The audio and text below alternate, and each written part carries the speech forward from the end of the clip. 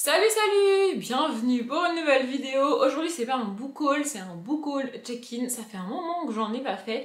En fait dans ce genre de vidéo, je reviens sur des livres que j'ai déjà montrés en book haul il y a à peu près un an et que j'ai pas encore lu.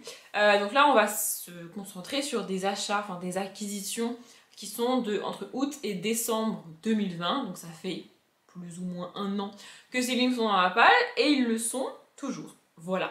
Il y en a certains que je vais lire dans pas longtemps, il y en a certains que je ne suis même pas certaine de garder dans ma palle, il y en a même que j'ai commencé puis que j'ai remis dans ma palle. Et en fait, revenir sur tous ces livres, ça me permet de me dire déjà, ça fait un an qu'ils sont là, Audrey, quand même, prêt à faire quelque chose, premièrement. Et deuxièmement, en fait, en parler en vidéo, ça m'oblige à me rappeler de pourquoi j'ai acheté ces livres et parfois, ça me donne envie de les lire. Alors, au moment où je tourne cette vidéo, évidemment, ma palle de décembre et janvier est déjà faite, donc je pourrais pas intégrer ces livres à la palle de décembre et janvier, mais en fait ça me rappelle en mémoire pourquoi ces livres sont là, pourquoi j'ai eu envie de les lire, pourquoi je les ai achetés, et aussi parfois pourquoi je les ai toujours pas lus, hein, j'avoue. Donc voilà, aujourd'hui il y en a 12 livres sur 6 mois, août, septembre, octobre, novembre, décembre, dans 5 mois. Franchement, ça va, moi je trouve. Pour chaque mois, je vous dirai combien j'en ai acquis sur le mois et combien il m'en reste. Mais il m'en reste 12 entre août et décembre, donc franchement, ça va. On commence avec le mois d'août. Je vais regarder assez souvent par là-bas parce que du coup, il y a mon ordi sur lequel j'ai écrit les chiffres parce que j'ai un minimum préparé cette vidéo, voyez-vous. Bref, en août, franchement, j'avais été hyper sage. En 2020, je sais pas ce qui s'est passé. Je sais qu'en 2021, j'ai pas du tout été sage en août, mais alors en 2020, j'avais acquis 4 livres. Voilà, et je les ai tous lus. Donc ça va, il n'y en avait que 4, vous allez me dire. En septembre, j'ai fait 11 acquisitions, j'en ai lu 10 et il m'en reste un seul. Et alors j'ai hésité à le montrer parce qu'en vrai, je vais le lire dans pas très longtemps. Je sais pas si au moment où sort la vidéo, je l'ai lu ou pas, mais en tout cas, au moment où je la tourne, je l'ai pas encore lu. Il est dans la palle de novembre, donc potentiellement je vais le lire bientôt. C'est Les bannis et les proscrits, le tome 1, Le feu de la sorcière, de James Clemens. Je l'ai acheté en septembre, donc du coup 2020, avec plus ou moins pour objectif de le caser dans Pumpkin. Alors je pensais pas le caser dans le Pumpkin de l'année dernière, et effectivement ça n'a pas été le cas, parce que au moment où je l'ai acheté, j'avais déjà fait ma palle du Pumpkin, puisque je l'ai acheté en septembre et que le Pumpkin était déjà, ça avait déjà commencé. Du coup je l'ai mis dans le Pumpkin de cette année, sauf que ma palle de novembre, plus les jours passent et plus je me dis que je ne lirai jamais tout ce que j'y ai mis, et que parmi tout ce que j'y ai mis, il y a d'autres livres que je préférerais lire avant celui-là. Pour plusieurs raisons, déjà parce qu'il est très gros, ensuite parce que je sais pas vraiment à quoi m'attendre, et tout ce qui est ambiance automnale, tout ça, c'est pas vraiment mon délire, dans les livres en tout cas. Donc je sais pas trop à quoi m'attendre, je sais pas trop, je sais pas. Je sais même pas de quoi ça parle en vrai. Je l'ai acheté parce que j'ai vu tout le monde le lire pendant le Pumpkin et que je me suis dit, moi je veux faire pareil. Voilà. Et du coup je ne sais même pas de quoi ça parle, à part qu'à priori il va y avoir un délire de sorcière et qu'a priori la couverture fait automne, tu vois, je ne sais pas. En tous les cas, il est dans la palle de novembre. Est-ce que je lirai cette année? Est-ce que je lirai pas cette année? Je ne sais pas encore, mais il est toujours là quoi. Et si je le lis pas cette année, potentiellement il va rester là jusqu'à l'année prochaine, le Pumpkin de l'année prochaine. Donc voilà. Ensuite, je passe à octobre. Du coup, en octobre, j'avais fait 14 acquisitions. J'en ai lu 12 et il m'en reste 2. Je sais exactement pourquoi il me reste ces 2 livres-là. Donc, le premier, c'est Invisible de James Patterson et David Ellis. Donc, c'est un thriller. Voilà. Je l'ai commencé, celui-là, il y a un mois. Voilà, j'ai lu le premier chapitre. J'ai lu 12 pages, très précisément. Je ne sais même plus ce qui se passe dans ce premier chapitre, donc quoi qu'il arrive, je vais le recommencer. D'ailleurs, je vais retirer le marque-page tout de suite, ça n'a aucun sens de le laisser dedans. Je l'ai commencé parce que je ne savais plus quoi lire à ce moment-là, sauf que c'est un grand format, et j'ai énormément de mal à lire des grands formats. En fait, pour moi, il y a 2 types de grands formats. Il y a les petits grands formats, de type Hugo Roman ou la collection R, tout ça, où les livres sont moins hauts que celui-là, parce que celui-là est vraiment très haut. Et à l'intérieur, l'écriture est assez grosse. Du coup, c'est un grand format, mais ça se lit quand même vite. Et puis il y a ce type de grand format, très haut. Donc là, c'est édité chez l'Archipel. Il y a aussi Actes Sud qui font des livres absolument immenses. Les Pocket Jeunesse sont aussi très grands. Et à l'intérieur, c'est écrit pas spécialement... bon, c'est pas écrit spécialement petit dans celui-là, j'avoue. Et aussi, ce qui me fait pas trop peur, c'est que les chapitres sont courts. Les chapitres font 2, 3, 4 pages maximum. Je vais vous montrer, là, voilà, on a un chapitre entier, par exemple. Donc les chapitres sont pas très longs, du coup, en soi, ça devrait aller. Mais j'ai toujours plus de mal à commencer un grand format. quand je dois par exemple mettre un trigger dans une catégorie de n'importe quel challenge, je vais aller vers un poche et pas vers celui-ci. Alors que du coup, celui-ci il est là depuis plus longtemps. En plus, c'est un James Patterson, c'est un auteur que j'aime beaucoup. Du coup, je me suis dit que ça pourrait être cool. Ça se passe en septembre, parce qu'il y a les dates au début des chapitres à chaque fois, enfin quasiment à chaque fois, et du coup on est en septembre. Alors on est fin août, début septembre, donc je vais peut-être le garder pour... Enfin je vais peut-être tenter de le lire en fin août, début septembre, 2022 du coup, mais vraiment en fait il faut que pour commencer ce livre, je m'auto-mette un coup de pied aux fesses en me disant Audrey, c'est pas parce que c'est un grand format que tu vas y passer 6 jours de plus que si c'était un poche. C'est la même histoire, c'est la même chose en fait, enfin... Voilà, faut juste que je dépasse ce truc-là. Il faudrait aussi que j'arrête d'acheter des grands formats parce que je suis certaine que ce livre, si je l'avais acheté en poche, il serait déjà lu. Voyez-vous? Oui, ça me bloque vraiment les grands formats. Mais bon, voilà. De quoi ça parle? Je vais vous lire le premier paragraphe du résumé parce que je ne sais plus. Ce cauchemar récurrent, Emily de Kerry le fait depuis que sa sœur a péri dans l'incident de sa maison 8 mois plus tôt. Depuis, tous pensent qu'Amy... Ah, j'ai dit Emily, c'est Amy. Bref. Qui a démissionné du FBI pour se consacrer à cette affaire, a perdu la raison. Et donc en gros c'est marqué « Mon cauchemar est toujours le même, je suis prisonnière de ma chambre en flammes ». Ok, bon, bah, ça a l'air intéressant, mais faut juste que je me lance. Bon, celui-ci je peux pas le rajouter, hein, même pas le de décembre et janvier, mais début d'année, là, faudrait vraiment que je le lise, quoi. Voilà. Et le deuxième, je suis pas prête de le lire. Je l'ai acheté parce que j'ai pas pu m'en empêcher. Mais je savais en l'achetant qu'il resterait dans ma palle très très longtemps. Parce que c'est un tome 1 de saga. Parce que je veux pouvoir lire la saga. En fait, je veux pouvoir enchaîner les tomes au rythme que je veux. Et si je commence la saga alors que tous les tomes sont pas sortis, bah je peux pas enchaîner les tomes comme j'ai envie. Je dois attendre que le tome suivant il sorte. Vous voyez ce que je veux dire? En plus, c'est un auteur que j'adore. C'est de la SF. Donc en soi, j'aurais pu le mettre dans la fameuse catégorie où, dans laquelle j'ai mis qu'un seul livre pour le Goldwinter, mais j'ai choisi de pas le mettre. En plus, c'est une bricasse. Et je sais pas, en fait, ce livre-là, je veux vraiment le lire dans un mood très particulier. Je veux que ce soit sur une semaine de vacances, quand il fait froid, un truc... En fait, j'ai dans ma tête tout un contexte pour lire ce livre, et tant que tous les éléments de ce contexte ne seront pas réunis, je ne le lirai pas. Donc, ce livre, c'est Trêve de suspense. Idéalis, le tome 1, à la lueur d'une étoile inconnue de Monsieur Christopher Paolini. Christopher Paolini, pour ceux qui ne savent pas, mais enfin j'en doute vraiment, c'est celui qui a écrit la saga, je le rappelle, L'Héritage. Le nom de la saga c'est L'Héritage, pas Eragon. Oui, je le répète à chaque fois. Ceux qui m'entendent le dire à chaque fois doivent péter un câble, mais ça me tient à cœur. Vraiment, c'est important. La saga s'appelle L'Héritage et pas Eragon. Bref. Donc L'Héritage, c'est la première saga de fantasy jeunesse que j'ai lue, c'est la première saga de fantasy tout court que j'ai lue, et j'ai adoré cette saga, vraiment. Elle est et reste à ce jour la seule saga que j'ai relue, en moins en partie. Hunger Games, Divergente, tout ça, je les ai lus après, même les Chroniques Lunaires et tout, que j'ai adoré, et je ne les ai pas relus parce que je ne les aime pas au point de vouloir les relire, mais L'Héritage, oui, vraiment, L'Héritage, en fait, je le dis aussi très souvent, mais L'Héritage, c'est mon Harry Potter à moi. Vraiment, Eragon est mon Harry Potter à moi. Je parle là du personnage, évidemment.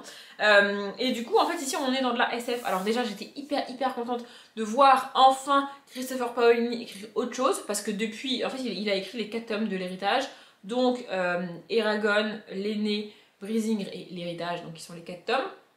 Et il a rien écrit d'autre. Vraiment, il n'a jamais rien écrit d'autre depuis tout ce temps. Et d'un coup, on a ça qui pop. Alors, c'est un bébé absolument énorme. Le truc fait combien de pages? Le truc fait 850 pages. De toute façon, Christopher Paolini ne sait pas écrire des petits romans de 300 pages. C'est pas son délire. Il sait pas faire ça. Donc voilà.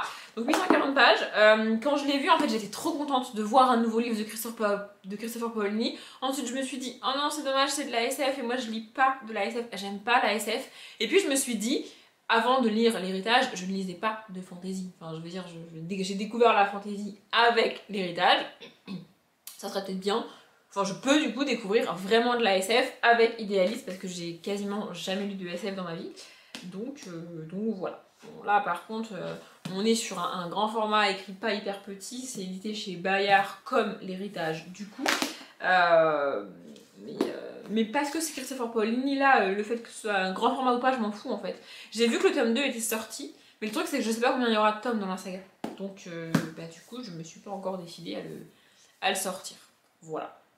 Et de quoi ça parle? Je sais pas. Je veux pas savoir. Mais derrière, il n'y a même pas de résumé, il y a juste marqué l'espace cache des secrets infinis. Elle vient de découvrir le plus terrifiant d'entre eux. On ne sait même pas de quoi ça va parler. On ne sait même pas. Et je veux pas savoir, je m'en fous de quoi ça parle. Moi, je veux juste lire du Christopher Paoli.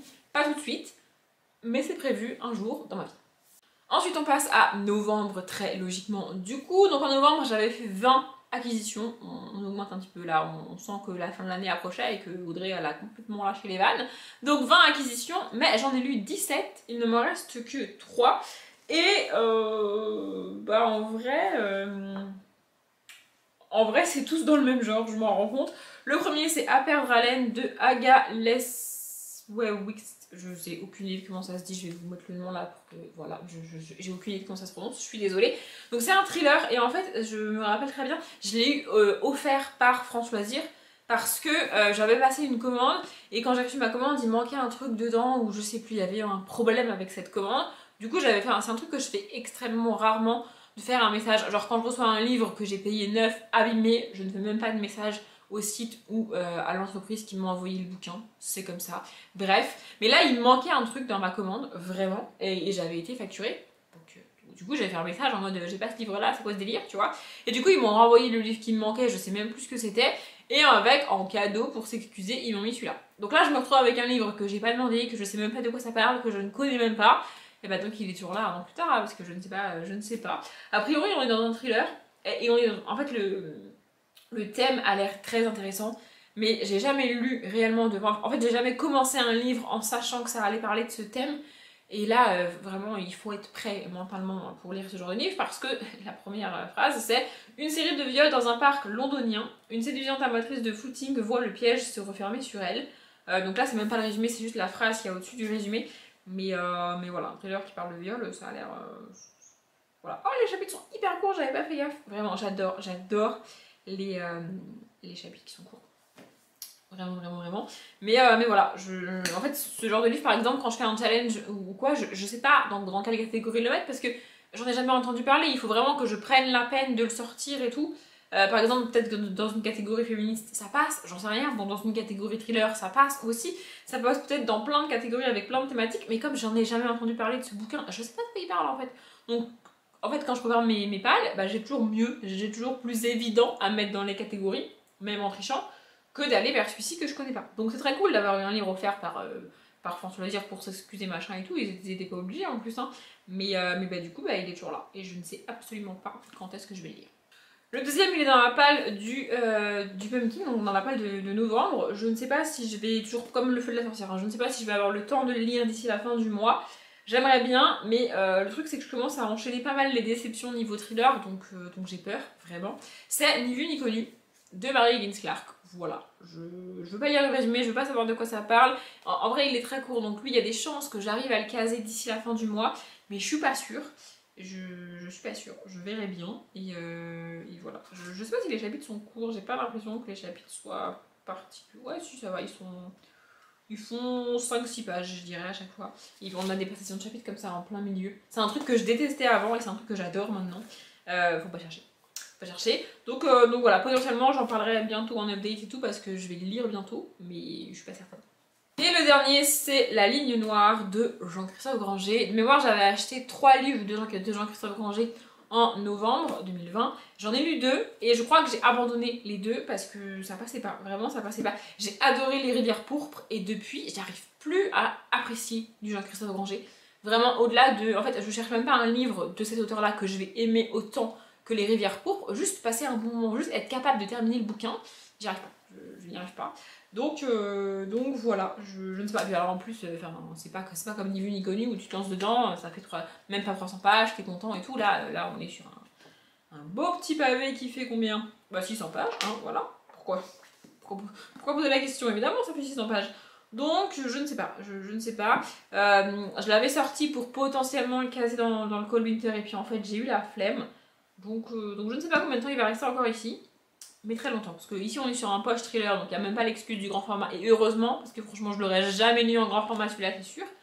Mais je sais pas quand est-ce que je vais lire, je ne sais pas. Et après, apparemment on est en Asie, donc pour tout ce qui est voyage et tout, dans les challenges quand je galère, bah, je pourrais être celui-là, tu vois. Mais j'y pense pas en fait. Bref. Et ensuite on en arrive à décembre où il me reste pas mal de livres. En décembre j'ai fait 21 acquisitions et donc j'en ai eu 15 et il me reste 6 livres. Il me reste pas mal parce que pour la plupart, en fait la plupart des livres qui me restent ce sont des livres que je n'ai pas choisi d'acheter, ce sont des livres que j'ai eu dans le calendrier de l'Avent Once Upon a Book. Et donc du coup c'est des livres qui, un peu comme le thriller À perdre haleine, là je vais pas tenter le nom de l'autrice, ce sont des livres que j'ai eus mais que j'ai pas voulu en fait. C'est pas moi qui ai décidé de les acheter ou de les demander ou de les commander, c'est pas moi qui ai décidé. Donc ils sont arrivés dans la palle presque tout seuls, naturellement, tu vois. Et du coup ils sont toujours là, hein, voilà. Mais avant ça, j'ai 2 livres que j'ai moi-même achetés et que j'ai pas encore lus. Le premier, il est dans la palle du Cold Winter, donc je vais le lire, enfin je vais au moins le tenter cette année. C'est Le plaisir de te détester de Émilie Million. Je l'avais acheté l'année dernière. Je crois que j'avais acheté 2 romances de Noël l'année dernière pour le Cold Winter. J'en ai tenté une des 2 et ça s'est tellement pas passé que je me suis dit vas-y on tente même pas la deuxième, à savoir celle-ci. Mais celle-ci je l'ai mis dans le Cold Winter de cette année. Donc je vais le lire courant décembre je pense. Je vais essayer de lire les 2 romances de Noël avant le 15 décembre. Parce que déjà que là, mi-novembre, on est enfin, moi j'ai l'impression d'être dans Noël jusqu'au cou. Mais alors à partir du 20 décembre, ça va être un enfer sur terre pour moi. Donc il faut que je les lise avant. Voilà. Je vais essayer, je ne sais pas, je vais essayer. En fait, je m'attends à être déçue. Donc je pense que je peux difficilement... En fait, je peux pas être déçue vu que je m'attends à être déçue. Je sais pas si vous voyez ce que je veux dire. Mais du coup, il sera lu normalement cette année. Et le deuxième que j'ai acheté en décembre 2020 et qui me reste, c'est Seconde Chance, le tome 1, Follow Me, je crois que c'est dans ce sens-là, de Florana. Donc c'est un tome 1 de romance d'une autrice que j'ai jamais lue. Et en fait j'ai envie de la découvrir, j'ai envie de la lire, hein, c'est pour ça que je l'ai acheté évidemment. Sauf que quand j'ai envie de romance, et même quand j'ai envie de romance, j'essaye d'aller plutôt vers un one-shot pour éviter d'avoir une nouvelle saga à commencer, premièrement. Et deuxièmement, si jamais je vais vers un tome 1, je vais plus rapidement vers un tome 1 d'une saga écrit par une autrice que je connais. Voyez-vous? Or, ça je l'ai acheté parce que je veux découvrir l'autrice et que je l'ai jamais lu. Mais du coup, j'y suis toujours pas allée. Voilà. Je ne sais pas quand est-ce que je vais le lire. Il faudrait peut-être que je regarde quand ça se passe. Parce que autant pour la plupart des livres, ça me dérange pas d'être complètement décalé au niveau de l'espace-temps. Genre, je peux lire un livre qui se passe en décembre, en plein mois d'août, ça me dérange pas. Mais pour les romances, je sais pas pourquoi, j'aime bien lire la romance au moment où elle se passe. Donc je sais pas si on a un indice de quand ça se passe, mais il faudra que je cherche. Voilà, instinctivement, avec le nom de l'autrice, je lirai ça au printemps, mais ça se trouve ça n'a rien à voir. On verra bien, je ne sais pas de quoi ça parle. Je connais juste Florana de nom, je sais qu'elle est pas mal appréciée, et je ne sais pas quand est-ce que je vais enfin me décider à la découvrir. Bientôt, j'espère. Et donc ensuite, il me reste 4 livres que j'ai eu dans le calendrier Once Upon a Book, dont 3 que je ne suis pas sûre de garder, mais qui sont toujours là. Le premier, c'est Les Vœux secrets des McBride de Sarah Morgan. Ici, on est en hiver, je sais même... Voilà, j'allais dire, je ne sais même pas s'il y a une question de Noël. Si, c'est marqué. Pour fêter Noël. Hein. Voilà, c'est marqué. Donc, dans la région enneigée des Highlands d'Écosse, Susan McBride est impatiente que ses 3 filles adoptives la rejoignent pour fêter Noël. Je l'ai pas mis dans le Cold Winter de cette année parce que j'ai déjà mis 2 romances de Noël et que je peux pas faire plus, c'est pas possible.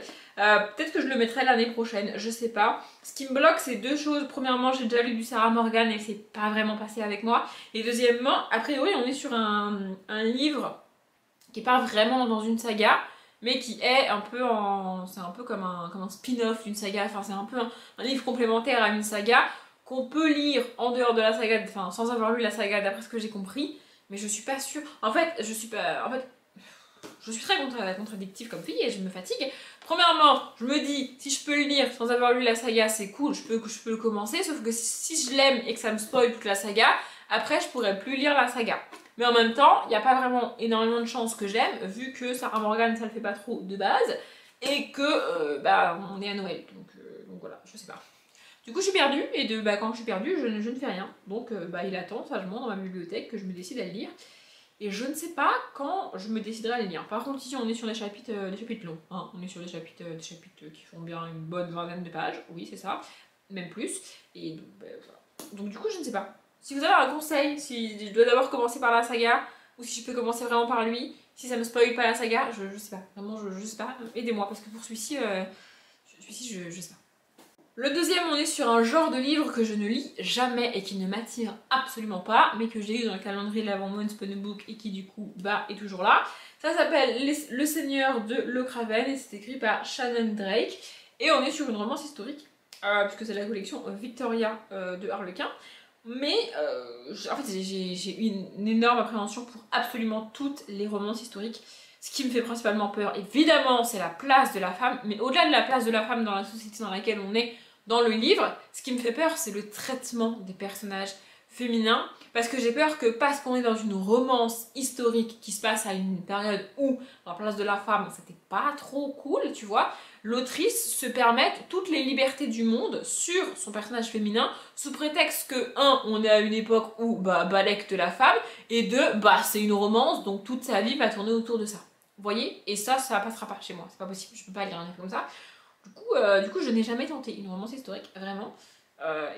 Celle-ci, je vais la tenter parce que je l'ai eue et parce que je me dis que peut-être je pourrais aimer ce genre, alors pas 100% du genre, mais peut-être certains livres du genre. Je ne sais pas. Je pense que le genre qui me fait le plus flipper au monde, c'est la romance historique. Vraiment. Et c'est aussi potentiellement le genre qui me fera le plus faire des coups de gueule en vidéo. Donc ça peut être drôle pour vous, mais je vais pas enchaîner les romances historiques et enchaîner les abandons juste pour faire plaisir. À un moment donné, je peux pas faire ça. En attendant, celui-là, il est là.